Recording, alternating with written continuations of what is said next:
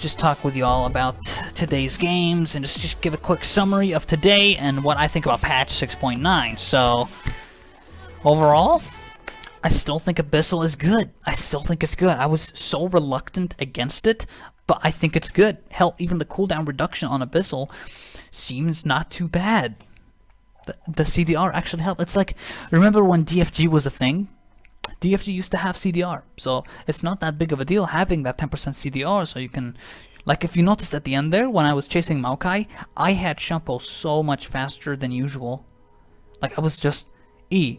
He knocks me back, he flashes, I E again. Oh, you try to get away again? 3-second cooldown on Shampoo on max level.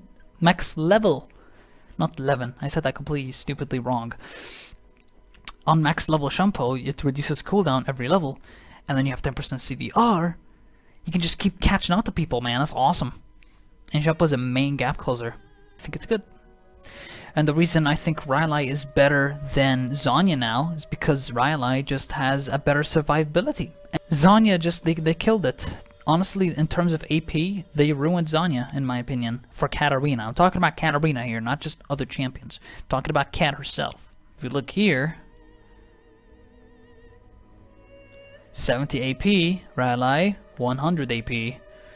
Which one do you want better? Like, Zhonya has a good active, Rylai gives you HP, makes you survive. So it's almost the same concept of survivability, except Zhonya gives you an active, so it's different, but it's less AP. Why do I want less AP? You're Katarina, you're all about damage. What does Katarina do? You guys tell me, what does Katarina do? What's her main source? Damage. That's all she does. What does she give to the team? Damage. She doesn't give CC, she doesn't give utility, she doesn't give anything. So if you, well, your main point here is to build damage. And you have to get as much as possible. So Rylai does that. It also gives survivability. And then Rabadon would be a good late game item with GA. Now, you might be thinking, Abyssal Luden into Rabadon. Why don't you just get Rabadon after Luden? It's too risky, because then I don't have a defensive stat. Like, before patch 6.9, Zhonya's was my defensive stat. Zhonya was the best of both worlds, right? It was the best item that you could ever get on Cat, because it gives you an active, you can play aggressive, you press Zhonya when you're in trouble. But now it's increased that little, you know, you're in trouble, press Zhonya, you have to wait 120 more seconds now, rather than 90.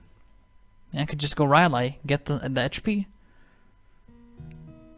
It's still good. It works. It's a good defensive stat. It's a good defensive stat, and I have health per level seals, which means I get a decent amount of health late game, and Rylai's helps me with late game. Then you buy Rabadon later on, and you're just really strong. I think this patch is still not bad for Cat. I don't think it's that bad. Abyssal's still good in my opinion. Abyssal is still pretty decent. I think it's a good item. I'm doing pretty well in these last 2 games here. Unfortunately, these 2 games did not go very well, but I don't think I did that bad in those either. I talked about Haunting Guys. I think Haunting Guys is good early when you are behind in terms of cash. If you're not farming well and you're just getting slaughtered and you don't have enough money to get Abyssal, get Haunting Guys. Abyssal costs way more now. Keep in mind, it costs 2,750. It used to cost way less. How much is it exactly? Yeah, 2,750 exactly. So it used to be way less than that. Way less. 2,350 it used to be. It's way cheaper. Haunting Guys is 1,600 gold. So keep that in mind. It's good if you're behind.